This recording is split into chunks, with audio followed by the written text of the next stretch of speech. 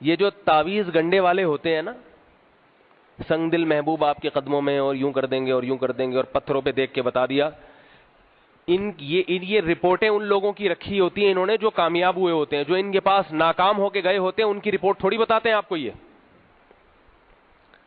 اب آپ کا اللہ نہ کرے کسی سے چکر چل رہا ہے، کیونکہ تعویذ والوں کے پاس زیادہ تر ایسے ہی لوگ جاتے ہیں، اس لیے میں مثال دے رہا ہوں. یہ آپ گئے تعویذ لیا، پورا نہیں ہوا، کچھ بھی نہیں ہوا. دوسرا گیا نہیں ہوا، تیسرا گیا نہیں ہوا، 100 میں 1 گیا، اس کا کام ہو گیا. اب پتہ نہیں اللہ نے اس تعویذ کے ذریعے کیا ہے یا ویسے ہی 100 میں 1 کی، تو 100 میں 1 کی سیٹنگ تو کامیاب ہوتی ہے نا اتفاق سے. اب وہ تعویذ گنڈے والا کیا کرے گا؟ جو 99 ناکام ہوئے ان کا تذکرہ نہیں کرے گا اور اس کا نمبر لے لے گا. کہے گا جاؤ فلاں سے پوچھو، فلاں بن فلاں سے، اس کا محبوب کتنا سنگ دل تھا، سنگلاخ چٹان کی طرح تھا، میرے ایک تعویذ نے ایسا اثر کیا کہ وہیں سیٹنگ ہوئی ہے، شادی وہیں ہوئی ہے، 6 بچے ہیں اس کے، جا کے دیکھ لو. یہ سب تعویذ کی برکت ہے. حالانکہ 100 میں سے 1 تو اتفاق سے بھی، بولو نا بھائی کیا ہو گیا آپ لوگوں کو، یہ تو ہو ہی جاتا ہے. اگر سنگ دل محبوب قدموں میں لانا اس کے اختیار میں ہوتا، ایسے تعویذ آتے، تو سب سے پہلے اس کی محبوبہ وہ سنگ دل نہ رہتی. اس کمبخت سے پوچھو تیرے کتنی جگہ چکر چل رہے ہیں اور کیا وہ کامیاب ہوئے؟ اس کو تو جو ملی ہوئی ہوگی اس سے بھی پریشان ہوگا. یہ بولے یہ جان نہیں چھوٹ رہی مصیبت، تعویذ سارے کر کے دیکھ لیے پھر بھی طلاق نہیں ہو رہی. ہندو کو ہم برا بھلا کیوں کہتے ہیں؟ انسان ہو کے پتھر کے بنے ہوئے بتوں کے سامنے جھکتا ہے. سمجھ رہے ہو بات کو؟ ہم ان لوگوں کو بھی برا بھلا کہتے ہیں جو ان کمبختوں کے پاس جاتے ہیں، جو آپ کے پیسے کے محتاج. آپ اگر جانا چھوڑ دیں، ان کے گھر کا دال پانی بند ہو جائے، جو آپ کے محتاج ہیں آپ اس سے جا کے تعویذ لے رہے ہو اپنے فائدے کے لیے. آپ اگر جانا چھوڑ دو، ان بیچاروں کی دکانیں بند ہو جائیں، تو یہ تو اپنی دکان چلانے کے لیے آپ کے محتاج ہیں. جو آپ کا محتاج ہے وہ آپ کی حاجت روائی کہاں سے کرے گا بھائی؟ نہیں آ رہی نا بات سمجھ میں؟ ہمارے اکابر کا معمول یہ تھا کہ قرآن اور حدیث پر مشتمل تعویذ دے دیا کرتے تھے، مگر عام طور پر استعمال نہیں کرتے تھے. دیتے اس لیے تھے کہ کمزور ایمان والا آدمی ہے، ہم نے نہیں دیا تو شرکیہ تعویذوں والے کے پاس چلا جائے گا. وہ پتہ نہیں اس میں یا رسول اللہ مدد لکھ دے یا جبریل مدد لکھ دے، تو چلو ہم نے کوئی قرآن کی آیت لکھ دی، کوئی توحید کا مضمون لکھ دیا، لٹکا دیا، شرک سے بچ جائے گا، اس نیت سے دیتے تھے. مگر استعمال، بولو بھائی، میں بھی بعض دفعہ تعویذ دے دیتا ہوں. کوئی شخص آیا، یہ ہے فلانا ہے ڈمکانا ہے، جن چڑیلے آ رہے ہیں، بھوت آ رہے ہیں مختلف قسم کے، چل بھائی یہ لکھا ہے لٹکا دے گلے میں. لیکن الحمدللہ نہ اپنے کبھی لٹکایا، نہ اپنے بچوں کے، نہ گھر والوں کے، نہ خاندان میں کسی فرد کے، چاہے جن ہی کیوں نہ آتے ہوں. ہمارے بھی ایک صاحب خاندان میں جن پہ جن، مگر میں نے ان کے بھی، میں نے کہا ویسے ہی نکل لیں یہاں سے. سمجھ میں آ رہی ہے بات؟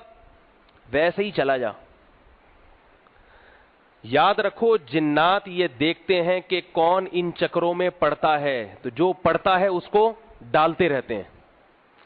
عزم کر لو، ہمت کر لو. میں واقعہ سناتا ہوں اکثر. حضرت عمر رضی اللہ تعالی عنہ کا دور حکومت تھا، دریائے نیل بند ہو گیا، لوگوں کو پینے کے لیے پانی نہیں مل رہا. کسی نے کہا کہ عادت تھی اسلام سے پہلے ایک خوبصورت جوان لڑکی ذبح کر کے دریائے نیل کی بھینٹ چڑھائی جاتی تھی تو پھر دریا چلتا تھا، ایسا ہی کرنا پڑے گا. یہ کوئی انسانی کام ہے؟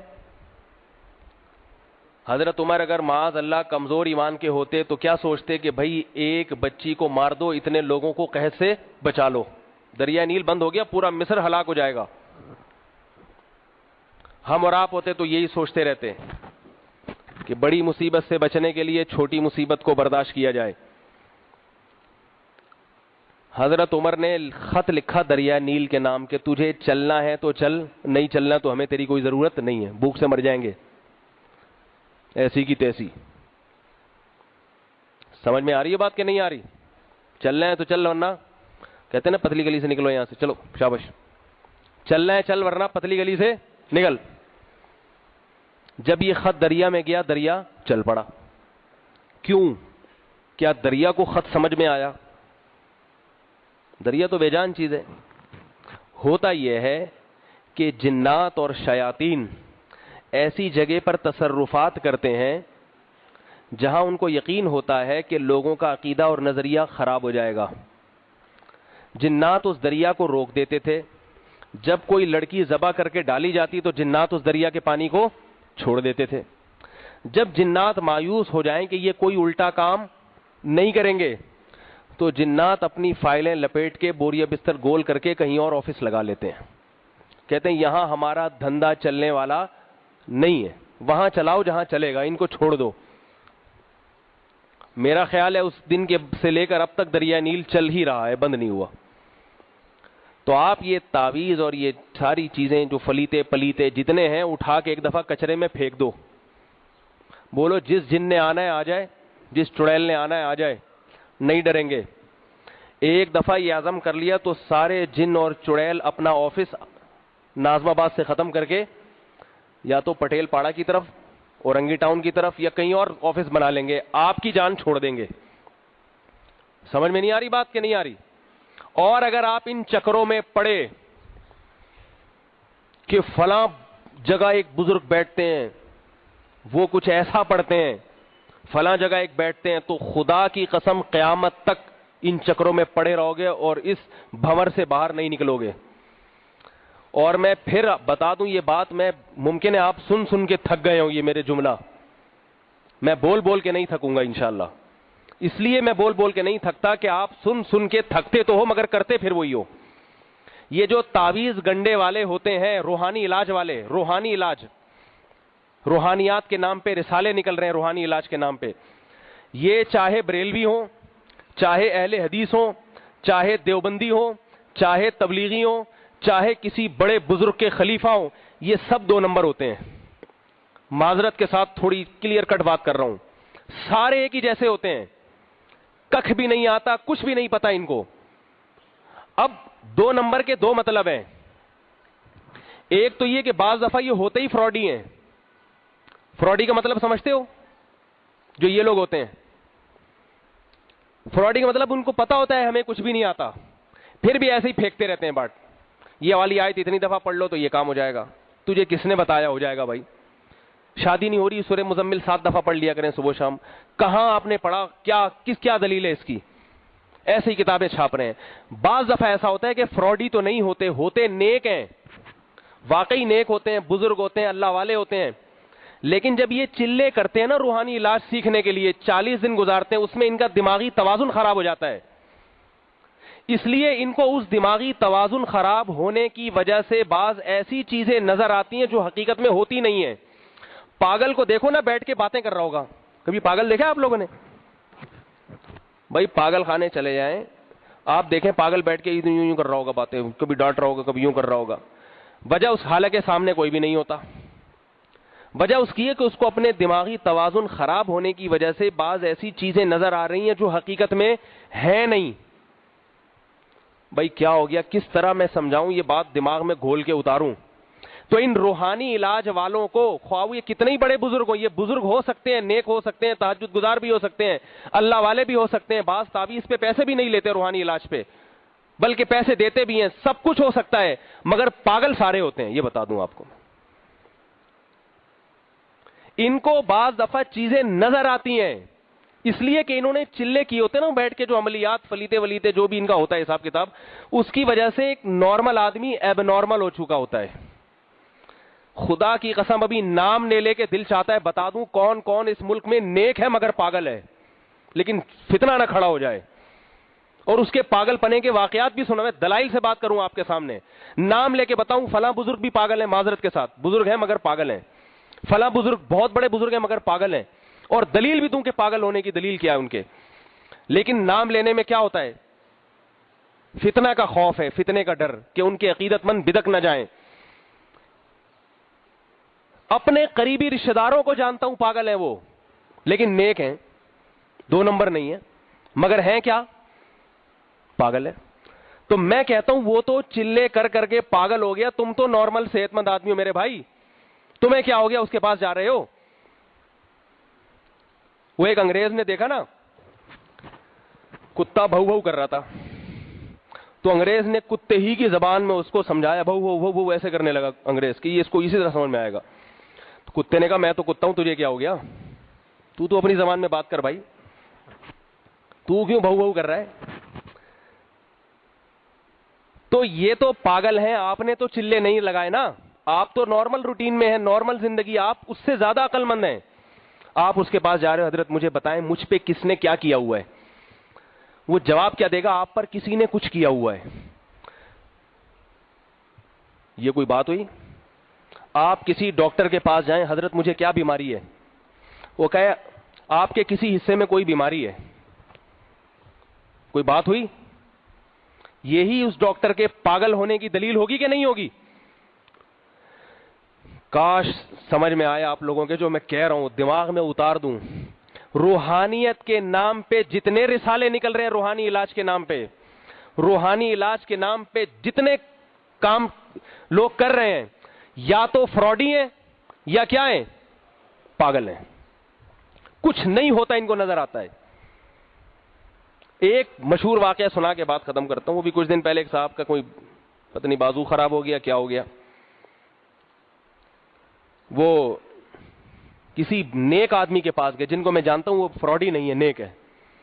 اس نے کہا آپ پہ کسی نے کچھ کیا ہوا ہے.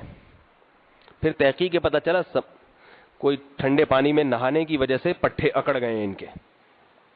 سمجھ رہے ہو بات کو؟ پٹھے کیا ہو گئے. ایک صاحب کہنے لگے میرے سامنے جو نیک تھے, جن کو میں جانتا ہوں کہ وہ متقی ہیں, فراڈی نہیں ہے, مجھے کہنے لگے میں نے فلاں کا علاج کیا ہے, جنات بھیج کے اس کے گردے کی پتھری نکالی ہے, اور اس نے ٹیسٹ کرایا تو رپورٹ صحیح آئی. ڈاکٹر حیران ہو گئے کہ یار کیسے ہو گیا یہ, پہلے پتھری تھی اب پتھری نہیں ہے. ایسے ان کے پاس واقعات بہت ہوتے ہیں. میں نے کہا کہ ڈاکٹر کی رپورٹ غلط ہو سکتی ہے, آپ کے باپ میں بھی دم نہیں ہے کہ کسی کی پتھری نکال دو. سمجھ میں آ رہی ہے بات؟ تھوڑی ابیوز لینگویج استعمال کروں گا, لیکن اب اس کے لیے یوزیبل لینگویج تو نہیں چلے گی نا, یہ تو اسی باپ دادا کے تانے کے ساتھ ہی سمجھ میں آئے گی یہ بات. میں نے کہا رپورٹ غلط ہو سکتی ہے کہ پہلے پتھری آئی ہو اب پتھری نہ آئی ہو, الٹرا ساؤنڈ میں گڑبڑ ہو جاتی ہے, 1000 میں 1% بھی چانس ہو جاتی ہے, لیکن آپ کو یہ اللہ نے طاقت نہیں دی کہ آپ جنات بھیج کے کسی کی پتھری تو دور کی بات, سڑک پہ جو پتھر رکھا ہوتا ہے نا اس کو بھی دائیں بائیں کر لو, یہ بھی نہیں ہو سکتا آپ سے. میں نے کہا یہ کنکر جو ہے نا, کنکر رکھا ہوا ہے یہاں, جن چڑیل بھوتوں کو لاؤ, یہ کنکر یہاں سے وہاں کر دو. ایک تھوڑا سا پتھر رکھیں ہاتھ, بولو صرف اس کو یہاں سے یہاں گھما دو ہلکا سا, یہ نہیں کر سکتا. تو وہ جن گردے کے اندر گھس کے, اس کے مشورے پر جن, تو وہ کہنے لگے کیا جنات یہ کام نہیں کر سکتے؟ میں نے کہا جنات بہت کچھ کر سکتے ہیں, سوال یہ ہو رہا ہے کہ آپ کے مشورے پہ کر سکتے ہیں کہ نہیں کر سکتے. بات یہ ہو رہی, جن تو جن ہے, تو پتہ نہیں کیا کچھ کر لے. جن تو تخت کو یہاں سے وہاں اٹھا کے لے جا سکتا ہے, مگر آپ کے مشورے پہ آپ میں کیا ہے؟ سرخاب کے پر لگے ہیں آپ کے, کیوں کرے گا آپ کی بات, کیوں مانے گا وہ؟ پھر میں نے کہا آپ کا جن اتنا ٹیکنیکل ہے کہ میڈیکل کالج میں پڑھا ہوا ہے, وہ گردے کے اندر آپریشن کر کے پتھر نکال کے لے آیا, تو یقیناً اس کو اور کچھ بھی آتا ہوگا, اتنا پڑھا لکھا جن ہے. تو یہ میرا موبائل ہے, پروفائل پہ اس سے اب جن سے بولے میں سامنے بیٹھا ہوں, سائلنٹ پہ کر دے اس کو, خالی پروفائل سے بٹن دبا کے کہاں لے آئے, آپ کا ہاتھ نہ لگے, جن من کرے یہ کام. آج تک وہ سائلنٹ پہ میرا موبائل, جب تک میں خود نہ کروں نہیں آتا. تو میرے بھائی وہ نیک آدمی کی بات کر رہا ہوں میں, وہ تو پاگل تھا, ہم تو پاگل نہیں ہیں. اس کو اپنے حال پہ چھوڑ دو, بیچارہ نیک ہے. حضرت جی ماشاءاللہ آپ بہت نیک ہیں, خود ان پاگلوں کے پاس نہ جایا کرو. اور جنات جب کسی پہ آتے ہیں تو کسی کے بتانے سے نہیں ہوتے, وہ خود ہی پتہ چل جاتا ہے آ رہے ہیں. جن کوئی ایسی چیز نہیں ہے کہ آئے اور آپ کو کسی کے پاس جانا پڑے. جب جن آتا ہے تو آپ کو کیا, پورے محلے کو پتہ چلتا ہے فلاں پہ جن بھوت آیا ہوا ہے. سمجھ رہے ہیں بات کو؟ ساری دنیا کو پتہ چل جاتا ہے. اس میں میں یہ جو روحانی علاج کا میں بتاتا رہتا ہوں, تو اس کا یہ مطلب نہیں ہے کہ میں روحانی علاج ہی کو نہیں مانتا, ایسا نہیں ہے. یہ جو روحانی علاج والے ہیں میں ان کو نہیں مانتا. روحانی علاج کا مطلب کیا ہے, جو آج کی اصطلاح میں ویسے تو روحانی علاج اسے کہتے ہی نہیں ہے. روحانی علاج تو وہ ہے جو دل سے تکبر ہے, حسد ہے, بغض ہے, اس کو ختم کیا جائے. لیکن جو جھاڑ پھونک ہے نا، رقیہ جسے کہتے ہیں عربی میں، اس کی حقیقت یہ ہے کہ کسی کو کوئی بیماری ہے، خواہ وہ جن بھوت کی ہو یا جسمانی بیماری ہو، تو احادیث میں کچھ دعائیں آتی ہیں، قرآن کے کچھ کلمات ہیں، پڑھ کے پھونکیں گے تو اللہ تعالیٰ بعض دفعہ شفا دے دیتے ہیں، بعض دفعہ ہو جاتی ہے، بہت سی دفعہ نہیں بھی ہوتی، تو وہ جائز ہے. جیسے کسی کے درد ہے تو حدیث میں اس کے لیے دعا ہے، کسی کو نظر لگ گئی تو حدیث میں اس کے لیے دعا ہے. تو اس کے لیے ان لوگوں کے پاس جانے کی ضرورت نہیں ہے. وہ دعائیں قرآن و حدیث میں ہیں، وہ کہیں سے بھی لے لیں، آپ خود پڑھ لیں. سورہ فلق، سورہ ناس تو سب کو یاد ہی ہوتی ہے، یہ تو بہترین رقیہ ہے. سورہ فاتحہ کے بارے میں آتا ہے کہ اس میں اللہ نے شفا رکھی ہے، دم کرنے سے فائدہ ہوتا ہے، تو یہ تو سب مسلمانوں کو یاد ہوتی ہے. کسی کے درد ہے یا کوئی تکلیف ہے یا کوئی زہر ہے، سانپ بچھو نے کاٹ لیا، تو حدیث میں آتا ہے شفاء من کل سم، سورہ فاتحہ میں ہر قسم کے زہر سے اللہ نے شفا رکھی ہے. تو اب پھونک لگا دیں، اس کے دم کریں، اللہ نے چاہا تو شفا دے دے گا اس کو. ایک صحابی نے کہ نبی صلی اللہ علیہ وسلم نے ایک دفعہ صحابہ کرام کی ایک جماعت کہیں جا رہی تھی، تو ان کو بھوک پیاس لگی، تو ایک علاقے میں گئے. صحابہ کرام نے ان سے مطالبہ کیا بھئی کچھ تھوڑی سی ضیافت کا انتظام ہو جائے. تو وہ یہودیوں کا قبیلہ تھا، کنجوس، انہوں نے کہا نہیں، ہم مسافروں کو نہیں کھلاتے. تو یہ پریشان ہو گئے، مسافر لوگ تھے. اتنے میں کیا ہوا کہ جو قوم کا سردار تھا اسے سانپ نے ڈسا. ایک بچی آئی اور کہنے لگی کہ ہمارے سردار کو سانپ نے ڈس لیا ہے، تو آپ میں سے کوئی دم کرنے والا ہے یا نہیں ہے؟ تو ایک صحابی اٹھے، انہوں نے کہا میں کرتا ہوں دم. یہ گئے اور سورہ فاتحہ پڑھتے رہے اور اس کے زہر سارا نکل آیا. سورہ فاتحہ پڑھ کے دم کرتے تھے اور وہ سارا زہر باہر نکل آیا. ہاں، انہوں نے پہلے یہ بھی کہا کہ میں دم کروں گا مگر اس پہ اجرت لوں گا 30 بکریاں. 30 بکریاں، کیونکہ وہ جب سانپ کسی کو کاٹتا ہے نا تو سردار تھا، اس کے پاس 30 بکریاں، اس کے لیے کوئی مسئلہ نہیں تھی. تو اس کے 30 کیا، وہ 60 بھی مانگتے تو وہ دے دیتا، زہر سے تو بچ جاؤں میں. تو ان صحابی نے کہا 30 بکریاں مجھے دو گے تو میں علاج کروں گا. وہ مان گیا، ٹھیک ہے بھائی. یہ گئے اور اس کے دم کیا، سورہ فاتحہ پڑھ کے وہ زہر سارا نکل آیا اور وہ ٹھیک ٹھاک ہو گیا. 30 بکریاں اس نے دیں اور دودھ بھی پلایا. واپس آ گئے 30 کے پورا ریوڑ لے کے. صحابہ نے ان سے پوچھا کہ آپ کو کیا دم کرنا آتا ہے؟ انہوں نے فرمایا نہیں. تو کیا پھر کیسے؟ انہوں نے کہا میں نے سوچا یہ فاتحہ ہے، سورہ فاتحہ اللہ کا کلام ہے، پڑھ دیتا ہوں. پڑھ دیا تو شفا ہو گئی. اب دیکھو ان کو آتا بھی نہیں تھا، انہوں نے بس یہ سوچا کہ فاتحہ میں اللہ نے شفا رکھی ہے، پڑھ لیتا ہوں، اللہ نے شفا دینی تھی دے دی. بعد میں یہ قافلہ نبی صلی اللہ علیہ وسلم کے پاس آیا تو آپ صلی اللہ علیہ وسلم نے تصدیق فرمائی اور فرمایا اللہ تعالیٰ نے فاتحہ میں شفا رکھی ہے. اور پھر فرمایا ان بکریوں میں سے مجھے بھی کچھ دو، یعنی ایک دل جوئی کے طور پہ کہ بالکل حلال ہے. تو اس سے بھی پتہ چلتا ہے کہ دم کر کے پیسے لینا بھی جائز ہے. لیکن آج کل جو لوگ پیسے لے رہے ہیں یہ گڑبڑ ہے. گڑبڑ یہ کہ یہ شو کرتے ہیں کہ ہمیں یہ فن آتا ہے، اس طرح دھوکہ دے رہے ہیں یہ. باقی کوئی کسی بھی کام کے لیے ٹائم متعین کرے اس پہ پیسے لے سکتا ہے وہ، لیکن یہ جو ہے نا اس کے لیے یہ جو روحانی علاج جو ٹوپی ڈرامے ہو رہے ہیں، کہتے ہیں ہمیں آتا ہے، ہم نے کوئی کورس کیا ہوا ہے اس کا، کوئی چلے کاٹے ہوئے ہیں لوگ، ان کو ان چلوں کے پیسے دے رہے ہیں کہ ان کو آتا ہے. میرے پاس کوئی آئے نا فاتحہ کر کے دم کروائے، مجھے 5 روپے بھی نہیں دیتا وہ. اس کو پتا یہ تو ویسے ہی ہوائی فائرنگ کر رہے ہیں، لگ گیا نہیں لگا نہیں لگا. سمجھ رہے بات کو؟ لیکن وہی اگر کسی اور مولوی صاحب کے پاس چلا جائے گا ان کو 50,000 بھی دے دے گا، کہے گا ان کو آتا ہے. تو یہ آتا واتا کچھ نہیں ہوتا، یہ دھوکہ دے کے پیسے لینے والی بات ہے. آپ کسی کو بتا دو بھائی تم بھی فاتحہ پڑھ سکتے ہو، میں بھی پڑھ سکتا ہوں، شفا اللہ نے اپنے ہاتھ میں رکھی ہے. میں پڑھوں گا تو میرا ٹائم لگے گا، کیونکہ میں پھر یہی کام شروع کر دوں تو لوگ تو لائن لگا کے بیٹھ جائیں. لہذا ایک دفعہ کی میں 100 روپے لوں گا، باقی نہیں دینے تو تم خود ہی پھونک مار دو، جاؤ فلانے مولوی صاحب سے پھونک مروا لو. پھونک ہی ہے نا، پھونک پہ کوئی پیسے تھوڑی خرچ ہوتے ہیں، وقت خرچ ہوتا ہے. تو یہ جائز ہے. لیکن اگر میں دکان کھول کے بیٹھ جاؤں اور کہوں میں نے چلے کاٹے میں مجھے آتا ہے لہذا میں 50,000 لوں گا، اب آپ اپنے فن کے پیسے لے رہے ہیں، یہ حرام ہے آپ کے لیے، کیونکہ یہ آپ کو فن آتا نہیں ہے. روحانیت کے نام پہ آپ لوگوں کو الو بنا رہے ہیں. تو اب اگر کسی کو کوئی بیماری ہو جائے تو چاہے تو خود ہی فاتحہ پڑھ کے پھونک مار دیں، سورہ فلق سورہ ناس پڑھ کے، جن چڑیل بھوت آئے ہوئے پھونک مارے، فائدہ ہوگا. لیکن چونکہ لوگ گٹکا کھاتے ہیں، پھونک میں گٹکے کے اثرات آتے ہیں، سگریٹ پیتے ہیں، تو اس لیے میں یہ کہتا ہوں بہتر ہے بھائی کسی مولوی صاحب سے پھونک مروا لو، یا کسی تبلیغ میں جو سال لگا کے آئے ہوئے اس سے پھونک لگوا لو، وہ ذرا نیک ہے تو شاید اللہ اس کی پھونک میں دم رکھے، فائدہ رکھ دیں. تو یہ جائز ہے. یہی ہوتا تھا پہلے. اب پتہ نہیں کیا شروع کر دیا ہے، رسالے نکل رہے ہیں روحانی حیرت کے نام پہ، اور یہ سب بیوقوف بنانے کے دھندے ہیں. تو خود گھر میں پھونک لگا لیں. آپ کو خیال ہے کہ گٹکے کی بدبو آئے گی، سگریٹ کی بو آئے گی، ایسا نہ ہو وہ کچھ اور ہی ہو جائے پھونک لگ کے، تو کسی ایسے سے لگوا لیں جو گٹکا نہیں کھاتا. سمجھ رہے بات کو؟